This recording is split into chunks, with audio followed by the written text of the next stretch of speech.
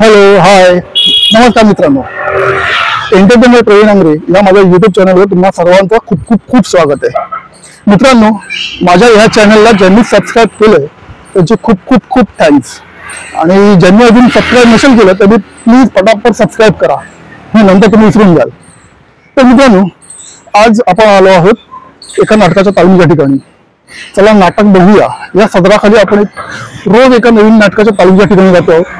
तर आज आपण आलो आहोत the hungry crew, doctor Somnath Sonawalkar लिखित आणि शशांक बामनोलकर दिग्दर्शित या नाटकाच्या तालमीच्या ठिकाणी.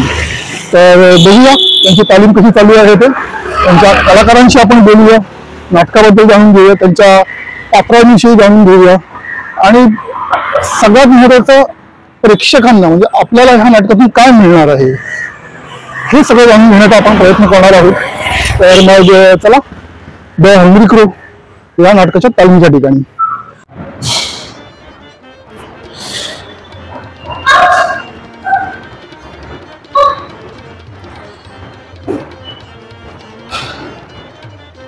मॅडम,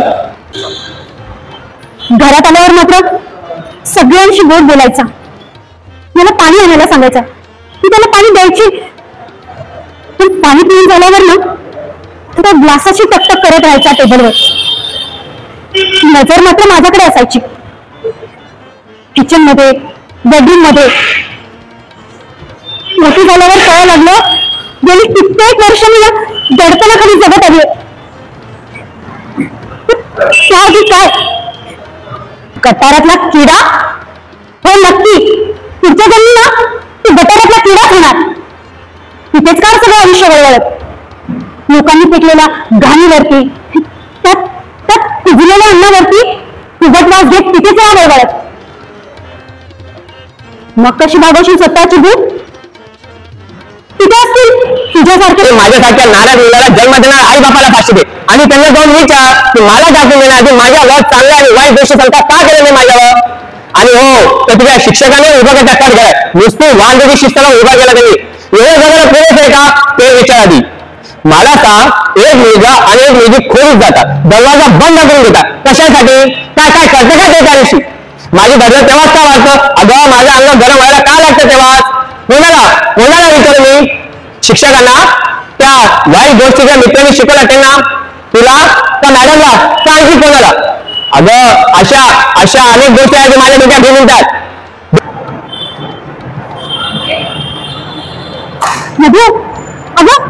खरंच अशांना बोलल्या टाकल्या पाहिजे. एवढी वर्ष मी काय समजत होते? प्लीज बोलण्यावरून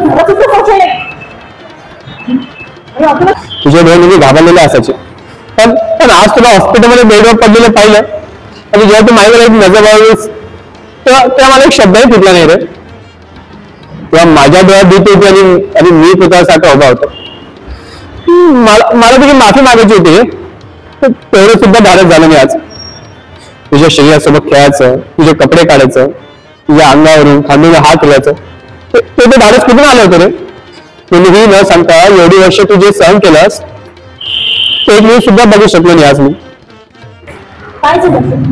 काय विचार करतेस? काही नाही मॅडम, खूप मोकळं वाटत लागलं. मला दूर झालं की आकाश कसं एकदम स्वच्छ होऊन जातं तसं वाटू लागलं आता. तू आता स्वतःच्या इमोशन्सला समजून घ्यायला सुरुवात केलीस. मॅडम, तुम्ही एवढं का करता माझ्यासाठी? माहित नाही रे, कदाचित एक शिक्षिका म्हणून असेल. पण मॅडम, मला शिकवता तुम्ही मात्र स्वतःचं दुःख बाजूला करून ठेवलं. कोणा कधीच बोलून दाखवत नाहीये. तसं असतं तर तो कधी द्यायला पुन्हा इथे आलाच नसता. अगं, सभ्यतेच्या भिंती बांधून लैंगिक शिक्षणाचे सगळे दरवाजे बंद केले आपण. त्यामुळे वयात आल्यानंतर त्या आवेगाचा प्रचंड दाब तयार होतो. मग तो त्या भिंतीच्या पलीकडूनच वाटेल त्या दिशेने सैरभैर होऊन रस्ता काढू लागतो. तिथे तयार होते विकृती. मग ती विकृती वाढत जाऊन सगळ्या भिंतीकडून शिकार शोधू लागते आणि मग अचानक झडप घालते. योग्य शिक्षण हाच मार्ग आहे या विकृतीला थांबवण्याचा, जो गुन्हेगाराला कबुली द्यायला आणि विक्टीमलाही मरण्यासाठी हिंमत देईल. पण त्याला हे सर्व माहिती असून सुद्धा तो आपली फसवणूक करतोय. मधु गुन्हेगार म्हणून मी फसवणूक केली कायद्याची. कुंडी घेऊन येते माझी. हो, त्या तुरुंगात वर्षभरात बागेत काम करताना मी त्याला वाढवलंय, त्याला पाणीही घातलंय, त्याची सवय झाली ग. तो कुठे त्यांनी स्वतःला शोधायला सुरुवात केली. आता याला संधी दिली ना तर उद्याच्या कितीतरी केसेस वाचतील आणि तो त्याचा गुन्हा कबूल करेल. नाही मॅडम, तुम्ही त्या गुन्हेगाराला असं जाऊ देताय. तो बागेच्या वाटेल मोठं शोषण करेल. अगं त्याला मारलं त्या दिवशी. तशीच रक्ताने माखलेल्या हाताने झोपली होती.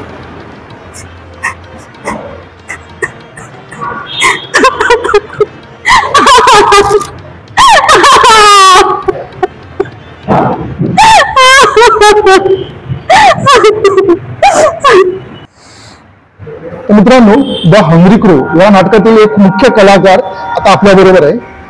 तुझं नाव सांगशील पहिलं? नमस्कार, माझं नाव यश वाघ. मी संभाजीनगरमधून आलोय मुंबईसाठी. संभाजीनगरमधून? हो. मुंबईमध्ये? हो. तुझं इथे घर आहे की कसं? नाही, नाटक करून मग मी वापस जातो. सकाळी रात्री तिकडून ट्रेन पकडायची, सकाळी इकडे यायचं आणि नंतर मग नाट्याची प्रॅक्टिस दिवसभर करायची, त्याच्यानंतर वापस रिटर्न आपल्या गावी. किती वेळ लागतो इथून जायला? 8.5-9 तास. 8.5-9 तासाचा प्रवास करून तू इथे येतोस, तालीम करतोस आणि परत 9 तासाचा प्रवास करून परत घरी जातोस. हो. खूपच मोठी गोष्ट आहे. तर मला सांग, या क्षेत्रात कधी पासून आहेस आणि या क्षेत्राची आवड कशी आहे? या क्षेत्राची आवड मी 8वी-9वीत असताना माझ्या मित्रासोबत एक नाटक बघायला गेलो होतो. राज्य नाट्याची स्पर्धा होती तेव्हा पण. त्या नाटक बघायला गेलो. त्यापासून असं वाटलं की हे काहीतरी नवीन आहे, काय बघायला हवं, म्हणजे शिकायला हवं. त्याच्यानंतर मग समजलं की आपण या क्षेत्रामध्ये कसं जायचं, काय नाही, सगळं बघत बघत मग या क्षेत्राकडे मला खूप जास्त जाणून घ्यायचं वाटत होतं. मग इंटरेस्ट आला. त्याच्यानंतर मग असं वाटतं की आपण एकदा ट्राय करावं. मग मी संभाजीनगरमध्ये एकांकिका केली, राज्य नाट्य केले. मग आवडायला लागलं. मग वापस मग तसंच करत करत करत मग आज मुंबईपर्यंत आलो. वा. तर मला सांग, तू ह्या नाटकाबद्दल काय सांगशील आमच्या प्रेक्षकांना? नाटकाबद्दल सांगायचं तर आजकाल समाजामध्ये बऱ्याच लहान मुलं अत्याचार करताय, बलात्कार करताय, ब्लॅकमेलिंग करताय, किडनॅप होऊ लागलं बऱ्याच ठिकाणी.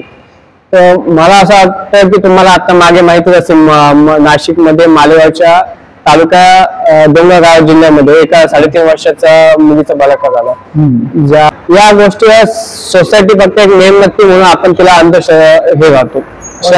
आपल्याला महिन्यातून एखादी ती तरी ऐकायलाच मिळतो. आणि म्हणजे असं मला वाटतं की इंडियामध्ये रेप केसेस जरा जास्त झाले बाकीच्या सगळ्या गोष्टी बघायला. याच्यावर आपण असं ठोस पाऊल किंवा कोणी उघडत नाही, म्हणजे बोलत नाही.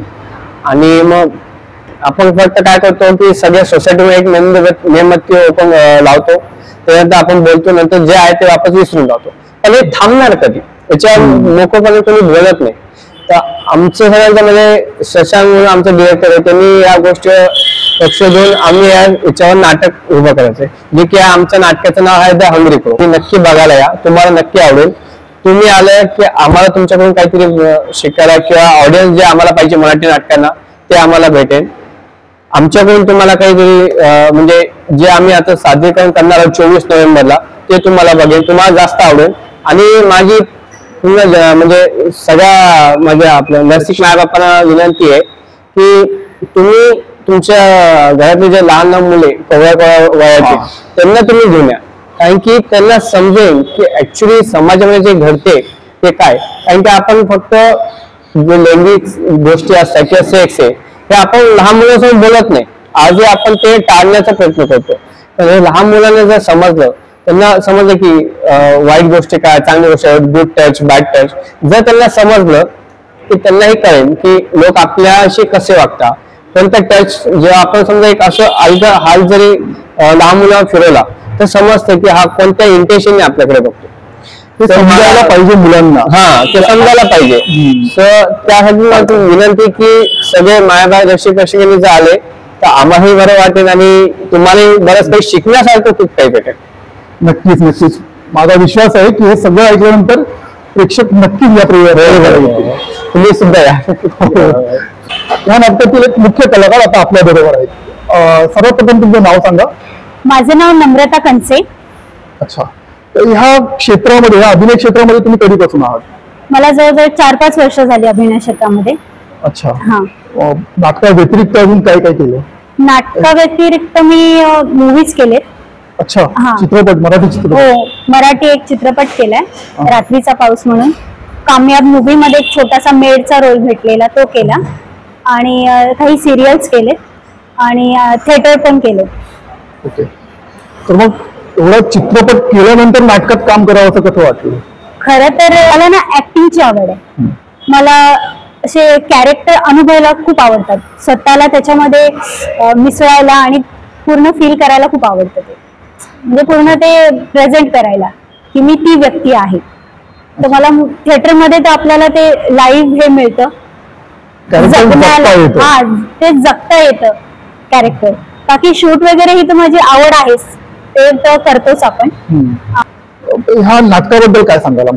नाटकाबद्दल सांगायचं झालं तर हा एक म्हणतो ना, एक सामाजिक हे आहे, एक सामाजिक विषय, हा विषय आहे, महत्वाचा विषय. आणि तो आत्तापासून नाहीये तर खूप काळापासून लहान मुलांचं शोषण म्हणा, मुलींचं शोषण हे होत आलंय आणि होतंय. आणि आता त्याचं प्रमाण खूप वाढलंय. तर प्रत्येकाला त्या लैंगिक शिक्षणाची म्हणा गरज आहे, प्रत्येक व्यक्तीला, म्हाताऱ्यांपासून तरुणांपासून अगदी लहान मुलांपर्यंत सुद्धा सर्वांना. तर ते समजून घेण्याची आणि ती बोलण्याची जी हे आहे ना लोकांमध्ये भीती, हे कसं बोलू मी, म्हणजे आपण लैंगिक शब्द बोलायला सुद्धा आजकाल अरे हा कसं काय अजून आपल्या भारतीय संस्कृतीमध्ये, भारतीय परिवारांमध्ये अजून पण नाहीये. हा, मुलगी इव्हन घरात गेली तरी तिला व्यवस्थित बस, नीट बस, अशीच बस, त्या गोष्टी आहेतच. पण त्या सगळ्यांनाच, त्या असं नाही की मुलीलाच, मुलांना सुद्धा या गोष्टी शिकवणं गरजेचं आहे. तर मला वाटतं प्रत्येकाने या आपल्या मुलीलाही आणि मुलालाही या लैंगिक शिक्षणाचं संस्कार देणं किंवा त्यांना सांगणं या माहिती प्रत्येकाने केले पाहिजे.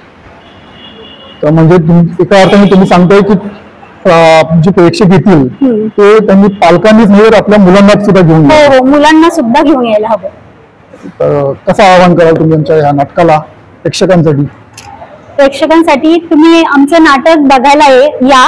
हे तर नाटक नाहीये, तुम्हाला म्हणजे जगात चाललेले जो एक सगळ्यात मोठा, मी तर म्हणते, हा एक इश्यू आहे. तो तुमचे डोळे सुद्धा उघडेल आणि तुम्हाला खरंच एक हिंमत देईल बोलायला मुलांशी. तुमच्या मुलांनाही कळेल, त्यांचे जे प्रॉब्लेम्स असतील ते नक्की तुमच्याशी शेअर करतील. आणि ते नाटक बघून तुम्हाला जो अनुभव येईल ना, तर तुम्ही आम्हाला नक्की सांगाल आणि तुम्ही आवर्जून बघायला या आमचं नाटक. आम्हाला आमच्या भावना नाही तर ज्या आजकाल जे किती केसेस होतात त्यांचे विचार, त्यांचं दुःख तुमच्यापर्यंत, आणि कदाचित उद्या तुमच्याबरोबर हे काही होऊ नये त्यासाठी प्लीज नाटक बघायला या तुम्ही, आणि असं आवर्जून सांगू. नक्कीच नक्कीच. मला तर वाटतं, खरंच वाटतंय की प्रेक्षकांनी यावं आणि प्रेक्षक येतीलच या नाटकाला. हो. तर मित्रांनो, द हंग्री क्रो या नाटकातील मुख्य कलाकार आपल्या बरोबर आता आहे. तर मला सांग, तुझं नाव पहिलं काय?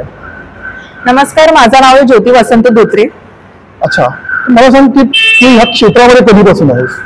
तर क्षेत्रामध्ये कसं बघायला गेलं की मी गेल्या वर्षीपासून नाटकात काम करते, सप्टेंबर 2024 पासून. मग असं करता करता मग मी याच वर्षी 2 सिरियल्स केलेत, अशोक मामा आणि जय जय स्वामी समर्थ. हो, अशोक मामा, हा, अशोक सराफ यांच्या बरोबर. हो हो हो. वा. तर मला सांग की सिरियल आणि नाटक याच्यात तुला काय फरक वाटलाय? सिरियल आणि नाटकात खूप फरक आहे, खूप जमीन आसमानाचा फरक आहे त्याच्यात. कारण सिरियल्स मध्ये जरी आपण चुकलो ना तर आपला रिटेक होऊ शकतो, पण नाटकात तसं नाहीये. नाटकात तुम्हाला स्टार्ट टू एंड पर्यंत तुम्हाला प्रेक्षकांसमोर तुमची कला दाखवायचीच असते. हा, तर मला सांग ह्या नाटकाबद्दल काय सांगशील तू? या नाटकाद्वारे मला हे सांगायचंय की आता जे लैंगिक शोषणचे आता प्रकरण सुरू आहे, स्पेशली लहान मुलांचे, की आत्ताच मध्ये आपल्याला एक बातमी समजली होती की 4 वर्षाची मुलीचा असा बलात्कार गेलाय. सो आम्हाला या नाटकाद्वारे प्रेक्षकांना हे दाखवायचंय की फक्त या जगात मुलीच नाही की मुलंही असुरक्षित आहेत.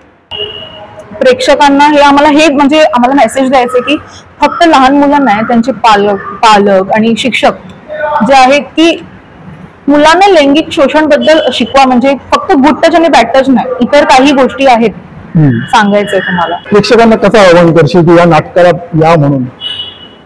प्रेक्षकांना मी एवढंच सांगेन की उद्या संध्याकाळी 7 वाजता आपल्या यशवंत नाट्यगृहात द हंग्री क्रो हे नाटक बघायला नक्की या.